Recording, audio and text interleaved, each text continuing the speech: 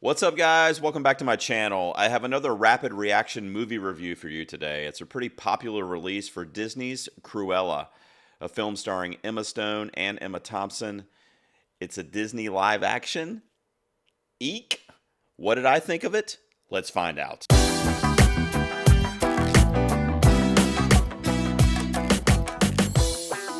Alright guys, welcome back to the garage. I'm here doing another movie review for you, and this time is for Disney's Cruella, starring Emma Stone.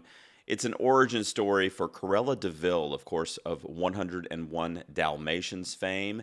It is also a Disney live-action movie, which I have notoriously hated pretty much all of them. Let's talk about Disney's Cruella, since that is the topic at hand today. In 1970s London, amidst the punk rock revolution, a young grifter named Estella is determined to make a name for herself with her designs. She befriends a pair of young thieves who appreciate her appetite for mischief, and together they are able to build a life for themselves on the London streets. One day, Estella's flair for fashion catches the eye of Baroness, a fashion legend who is devastatingly chic and terrifyingly hot. But their relationship sets in motion a course of events and revelations that will cause Estella to embrace her wicked side and become the raucous, fashionable, and revenge-bent Cruella de Vil. That was a long description on Letterboxd, but there you have the synopsis of the film. At the end of the day, this is a live-action prequel to 101 Dalmatians and what we see from those movies, which were also live action with Glenn Close, and of course the animated films, which are adored by millions and should be because they're amazing. So we get to find out how Cruella became Cruella, how she became so evil and so devilish. I mentioned at the top in my intro that I have not been a fan of most of the Disney live actions. I'm thinking of Aladdin. I'm thinking definitely of The Lion King, which you could even argue is animation itself with the digital animation, but whatever. It's a remake of an animated Disney classic that I absolutely loathed and I thought was one of the most pointless things that has happened in cinema in the last 50 years. So Cruella comes along, and what I'll just say about this movie that I'm reviewing today is this is the definition of a pleasant surprise. This movie I was set up to hate. I thought it was going to be another Disney live-action piece of crap that was going to make billions of dollars and make me extremely resentful to Mickey Mouse. And not only that, we have Disney Plus, which is now kind of in the upper echelon of the streaming services. So whether you're a Disney fan or you're not a Disney fan, no one's going to argue that Disney is top tier in terms of cinematic entertainment. And I'm just kind of tired of it when it comes to the live-action stuff. Most of their animated stuff, especially Pixar, I'm always a giant fan of. There's been very few misses in the Pixar/animation world with Disney. But when it comes to live action, there's very few hits. And by that, off the top of my head, The Jungle Book is the only one that I even mildly enjoyed about 4 or 5 years ago. So Cruella comes along, and I'm already like, piece of crap, here we go. I like this movie, guys. I actually liked it a lot more than I thought I would. Not that I just like it a little bit, but I really enjoyed it. And I'm going to go ahead and tell you why. And I think it's the performances from both of the Emmas in this movie. Emma Thompson plays this kind of Meryl Streep-esque character from The Devil Wears Prada, tyrannical in her, like, bossing around of all the people that work for her at her fashion company. She's the Baroness, so she's the like #1 fashion designer in all of London. And she just kind of snooty and is a little evil in her own right. I'm not going to give away any spoilers, but we find out things with her character. She's done some things that are very problematic, we'll just say, and it plays out in the plot. It kind of lends to what Cruella ends up becoming in her evil state as well. And then you have Emma Stone. It's coming into this arguably iconic role of Cruella de Vil, one of the most legendary, at least Disney villains of all time, if not just period, one of the most legendary villains. And she chews this movie like a medium rare ribeye cooked to perfection. In my Letterboxd review, I said she's sipping this movie like a fine wine. Her performance of Cruella, she really makes it her own. It helps for me because I love Emma Stone so much, I think. Had this been another actress that gave a quote-unquote good performance, I don't know that I would have loved it as much as I do personally. But I love Emma Stone so much, and she always just really impresses me and really wows me in front of the camera. Whether it's a comedy from her earlier days, whether it's a musical like La La Land, she can do no wrong in my eyes. I really love her in everything I've seen her in. And there's no exception with Cruella. You know, if this had came out later in the year and had gotten a lot of fanfare and a lot of critical acclaim, which I've tried not to read a ton of reviews about this before I give my own review, then I feel like she could have actually been in the discussion for Oscars this year. I don't think she will be because it's a May release, although Disney, we mentioned, has influence, so who knows.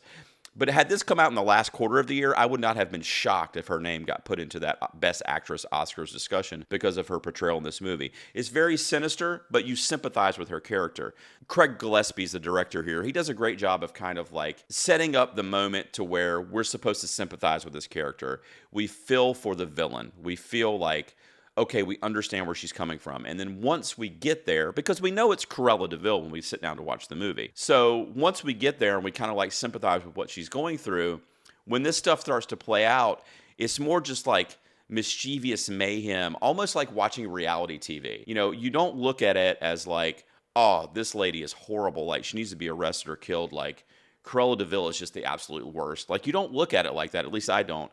I look at it more as like watching those kind of like guilty pleasure reality TV shows. You know, I'm a big Bachelor fan, and a lot of the characters on The Bachelor can be pretty like disgusting from like a character perspective. They love the drama.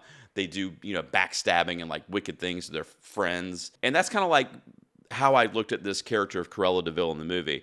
It does get dark at times, and she starts to reflect on some things that happened in her past that get a little like emotional and a little deep for this type of film. It's rated PG-13. I did watch this with my nearly 8-year-old son, and he sat through the whole thing too and enjoyed it.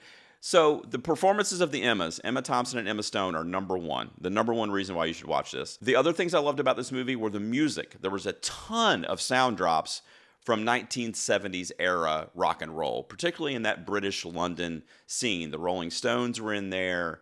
The Loving Spoonful I remember hearing. There were a lot of great sound drops to songs that were like 1970s bangers. And I thought they really accompanied the right scenes in the movie that they played perfectly, I thought. The soundtrack, I haven't actually seen the track listing, but it's got to be one of the better soundtracks of the last year or so. And then the costuming. I was mentioning the Oscars earlier. This is right now, is definitely among the best in terms of costume and makeup. If the Oscars were announcing their nominations right now, that would be nominated for Cruella. So we'll see what else comes out the rest of the year, but right now I would not cancel out Cruella getting some nominations in areas like costume design and makeup. When it comes to criticisms of the film, and why it's obviously not the best thing, and I'm not going to rate it perfect, obviously, is the plot is a little contrived. You know, I don't want to give away the spoilers, but I'll just say that 2/3 of the movie is driven by Cruella's desire to succeed in the fashion world and to be a more popular fashion designer than the Baroness. So that to me, without giving away anything else, I'll just say that to me was a little like shallow of a kind of like through line for this movie, for this iconic villain to become, you know, what she becomes, which is so sinister and vile, you know, later on in the story that we've seen with the other films. So for that to be the through line and that to be kind of the catapult to the ultimate Cruella that we know from everything else was a little like lackluster and a little like kind of not fulfilling in terms of that's going to drive her to that. If that's making sense without giving away any plot spoilers, it's probably not. Guys, however, at the end of the day, I really enjoyed Cruella. It is the first time in God knows how long that I've seen a Disney live-action movie or a Disney movie with human characters in it that I actually could sit through without wanting to kill myself. I enjoyed it. My son enjoyed it. He's young. My wife enjoyed it. We enjoyed it as a family on Disney+. It's also playing in select cities and cinemas. Everybody's getting back out to the theater. If you like Disney, if you like the story of Cruella and of the 101 Dalmatians and everything else that goes into that, then I think this should be seen because I think it was a great jump-off point as an origin story for this iconic villainous character. Guys, I highly recommend Cruella. My rating on this film is a 3.5 out of 5. There you see it right there. There you see my letterbox on the screen. Please follow me over there. Make sure to comment below if you've seen Cruella and tell me what you thought of it. And subscribe to my channel. I do rapid movie reviews, rapid trailer reactions, video edits, all kinds of stuff. I hope you join me. And I'll see you guys next time in the garage.